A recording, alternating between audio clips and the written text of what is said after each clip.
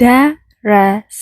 ሰፕቴምበር 26 ደረሰ። ሁሉም ሰው በዚህ ሰዓት በጉጉት የሚጠብቀውና እንዴት ነው፣ መቼ ነው፣ የት ነው የምናየው የምንለውን ይሄንን በዚህ ባለፉት አይ ቲንክ 10 ዓመታት እንደዚህ አይነት ክላሲካል ፊልም ካየን ቆይተናል። ከዱን ቀጥሎ ሃይሊ እየተጠበቀ ያለው ፊልም ዋን ባተር አፍተር አናዘር ካሚንግ።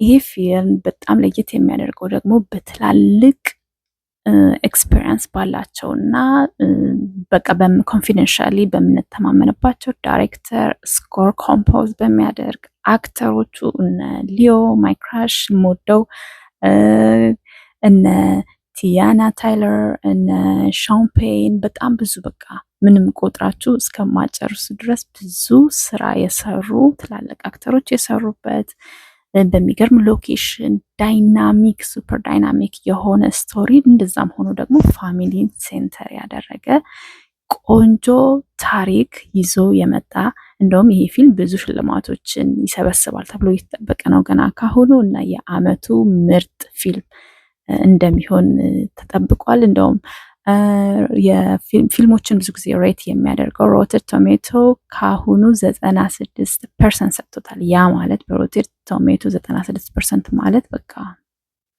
ቱ ዘ ማክሲመም ማለት ነው።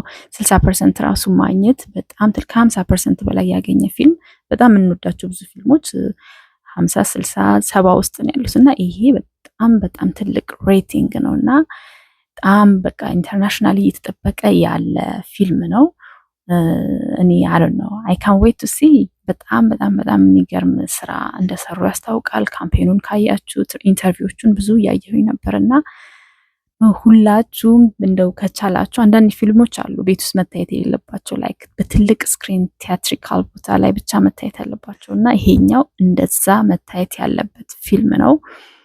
በጣም በሚገርም አክሽን በሚገርም ስኮሪንግ በጣም በጣም በቃ ሃይሊ የሚጠበቅ ክላሲካል ፊልም እየመጣ ነው። ፊልም የናፈቃችሁ ሁሉ ይህንን እንድታዩት ካሁኑ ትኬት እንድትቆርጡ